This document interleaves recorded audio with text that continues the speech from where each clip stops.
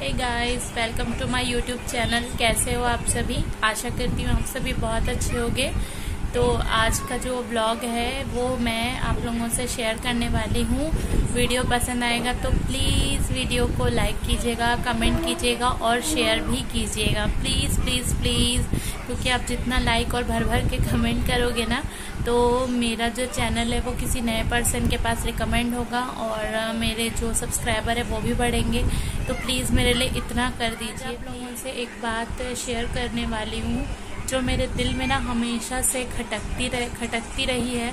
समझ में नहीं आया, कभी इस चीज़ का जवाब नहीं मिला मुझे कि ये ऐसा मेरे साथ क्यों। बचपन से ना ये जो चश्मा देख रहे हो ना आप लोग, ये बचपन से मुझे लगा हुआ है। तो इसके कारण ना मेरे ना अंदर में कॉन्फिडेंस लेवल की ना कमी बहुत ज़्यादा थी।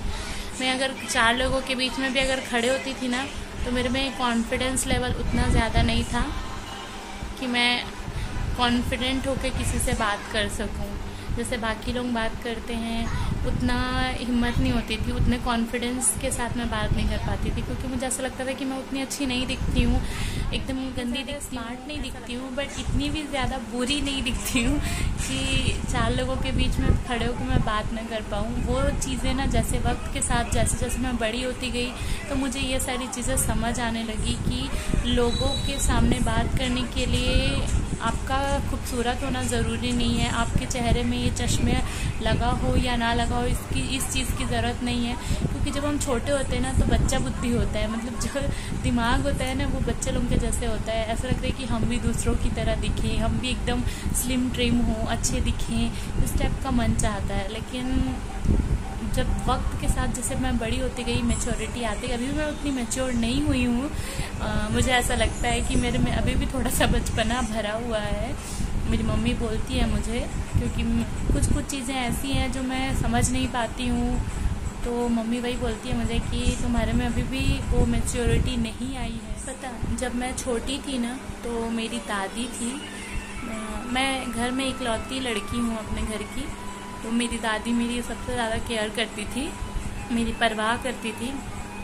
मैं अगर कोई से भी ड्रेस पहनती या कहीं भी आना जाना होता था ना तो मेरी दादी थोड़ा ज़्यादा ही ध्यान रखती थी, क्योंकि वो थोड़ी पुराने ख्यालात वाली भी थी। अब आज से 20 साल पहले की बात कर रही हूँ मैं, जब मैं 5th क्लास में थी, 5वीं क्लास में मैं पढ़ती थी। सोचिए मैं मेरी उम्र ही कितनी थी, छोटी सी थी मैं, लेकिन फिर भी मेरी दादी ना मेरी कुछ ज़्यादा ही केयर करती थी कि तुम ये वाले कपड़े मत पहनो, वैसे मत पहनो, तुम इनसे बात मत करो, इस टाइप का। और हम लोग ना जॉइंट फैमिली में रहते थे, तो मेरे जो काका हैं वो किराए से घर दिया करते थे, मतलब रेंट से रूम देते थे।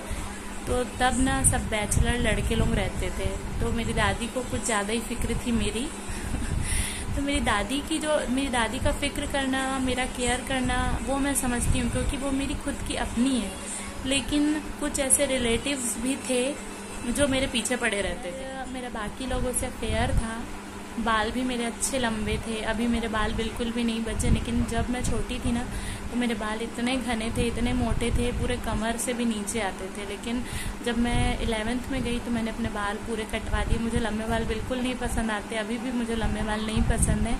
जो रिलेटिव्स होते हैं ना, जिनकी आदत होती है कि जो कमज़ोर होता है, जिसके पास पैसा नहीं होता, जिसके पास कोई सपोर्ट सिस्टम नहीं होता, उसके पीछे लगे रहने की कुछ लोगों की आदत होती है। तो मेरे भी रिलेटिव्स में, फैमिली में तो नहीं बोल सकते, फैमिली में नहीं, रिलेटिव में, मतलब रिश्तेदारों में कुछ लोग ऐसे थे जो मेरे पीछे पड़े रहते थे।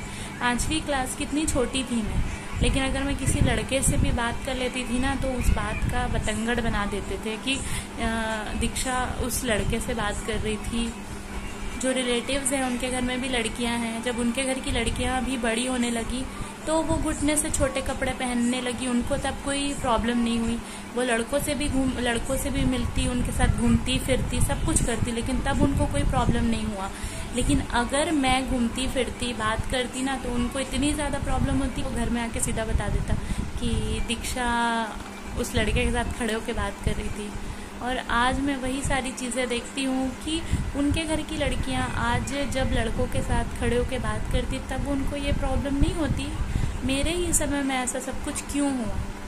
क्यों ऐसा सब कुछ हुआ। मैं जब ये सारी चीज़ें आज भी सोचती हूँ ना, मेरे आँख से आंसू निकलने लग जाता है, क्योंकि ये सारी चीज़ें ना मेरी माँ को में ऐसे लोग भी हैं जो किसी दूसरे की खुशियों को देख के ऐसे जलते हैं मन ही मन, और सामने ऐसे दिखाते हैं कि वो कितने तुम्हारे अपने हैं। मुझे ये सारी बातें बोलते हुए बिल्कुल भी शर्म नहीं लगता, ना कुछ भी नहीं लगता, डर नहीं लगता, कुछ नहीं लगता, क्योंकि ये सारी बातें जो है ना परिवार के हर लोग जानते हैं, हर कोई जानता है। तो मुझे ये सारी चीज़ें बोलते हुए ना अब बिल्कुल भी डर नहीं लगता। अब मुझे दुनिया जहान किसी की भी डर नहीं है। एक बात का आंसर आज तक नहीं मिला कि मेरे साथ ऐसा क्यों हुआ, किस लिए हुआ, क्यों उन्होंने मेरे साथ ऐसा किया। मैं भी तो एक छोटी बच्ची ही थी ना, मेरे पापा कमाते नहीं थे, उनकी अर्निंग नहीं थी, मेरी माँ जो कुछ भी कमाती थी थोड़ा बहुत उसी से मुझे पाला, थोड़ा बहुत सपोर्ट किया।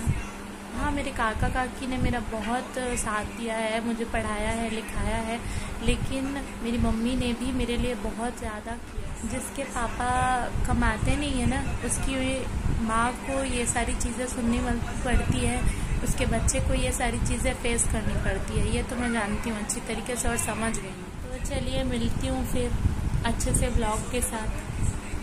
ऐसे आप लोगों के साथ ना ये सारी चीज़ें शेयर करके ऐसा लगता है कि मैं अपने दिल के अंदर जो बोझ है वो धीरे धीरे हल्का कर रही हूँ, किसी के साथ शेयर कर रही हूँ, क्योंकि मैं यहाँ पे अपने कैमरे के सामने एक आईना समझ के ये सारी चीज़ें बोल देती हूँ।